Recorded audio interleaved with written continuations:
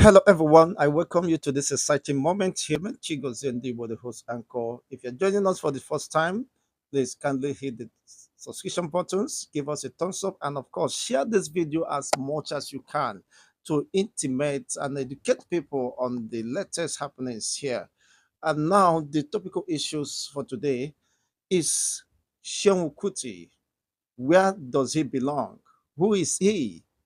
And in terms of current realities, where does he pitch his tent? What has Seun Kuti to do with freedom fighters? Those who are fighting, of course, to address the injustice meted on their own people by the Nigerian state over decades, which unfortunately the same famous father, uh, blessed memory blessed memory, Fela Kuti, of course, fought against the injustice, the imbalance in the system called Nigeria.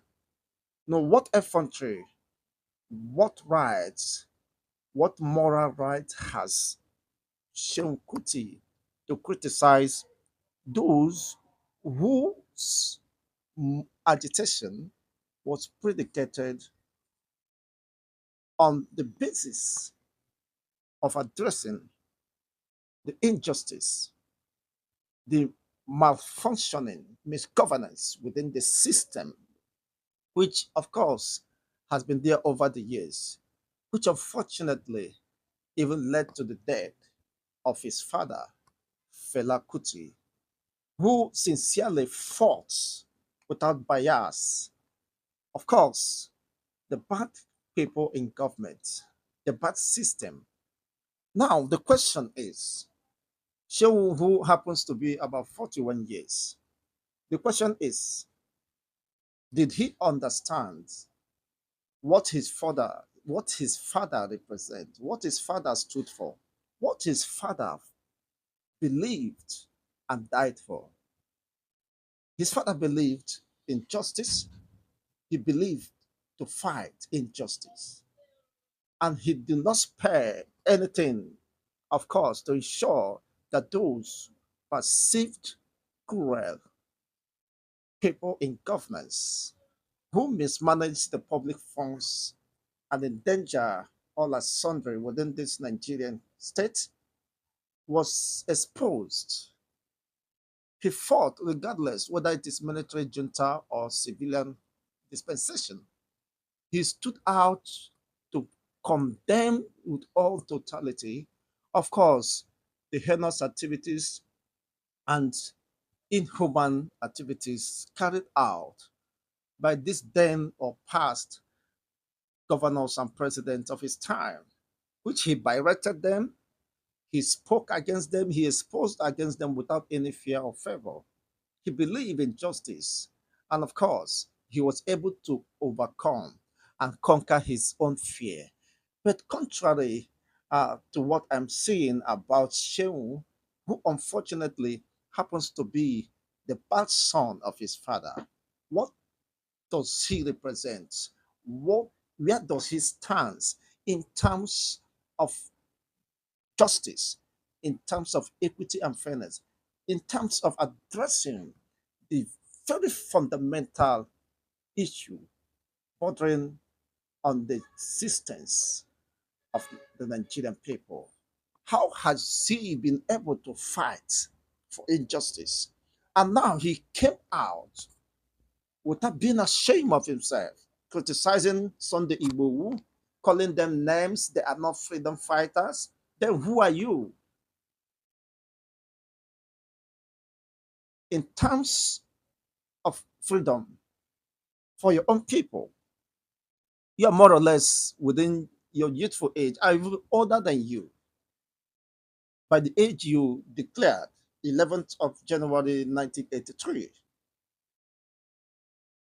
is 14 years not enough for you to understand what Nigeria represents, the system where you found yourself? Unfortunately, your grandma of blessed memory who also fought for the independence of Nigeria. You never knew the history of your grandma. She was instrumental in fighting for independent states of Nigeria from the British colonial masters.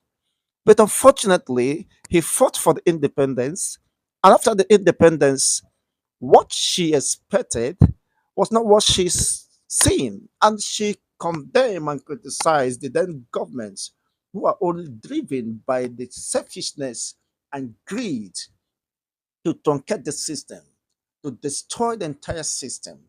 She condemned them and they used the instrument of the state against her. She was torn from us. I hope you understand that. And you have never come to ask questions.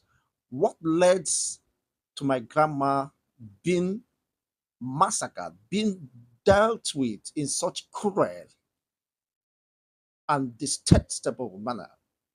The same way your father was criticized, was killed, tortured to the point he could no longer, of course, uh, survive it. But he never gave up. He maintained his composure, however odious or exacerbating any situation. But unfortunately, how suddenly has this son, a child of a tiger, not wearing the look of a tiger, both in character and disposition. It is quite unfortunate that Shehu Kuti could stoop too low. Well, I also listened to the response of the Prime Minister of the Biafran Republic, government in exile. His Excellency has rightly addressed as Simon Ekpa that you supposedly has the privilege of inhaling weed at your early stage, possibly according to his submissions, that may have done some damage. Well, I'm not a doctor to ascertain the authenticity of such a claim by Prime Minister Simon Ekpa. But after understanding, arguing, criticizing, trying to extract what exactly could have prompted you in making such unguided utterances.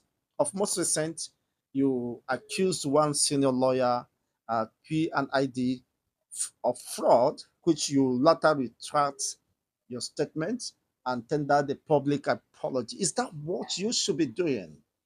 That amounts to ridicule. It is not what your father represented. Your father is a known legend, of course, who used music to fight injustice, to fight corruption, to fight intimidation, to fight imbalance, to fight militarization, to fight the killing of civilians, the fraudulent and corrupt government. Who are you today? Where do you belong? Unfortunately, you have become the devil's advocate, calling Simon Ekpa names, who, of course, grew up along with you. Simon Ekpa represented Nigeria and won medals for Nigeria. But over time, when he traveled out, he understood that that is not how systems should be run. He believed that humans within Nigeria can have the sense of living, the sense of belonging than they have ever uh, believed not to be true. He started, of course, the agitation at being the good disciples of Moses Nnamdi Kanu. He understood the sincerity, the commitment on the part of Mazi Nnamdi Kanu in generality for the purpose of human development. What have you contributed? Are you not in this country? You're talking about democracy. What exactly informed your position by criticizing people who are calling for the injustice to be addressed over decades, neglected? And the same Shehu Kuti, who is unfortunately a victim of the circumstances. How much is fuel today? How much is a bag of rice?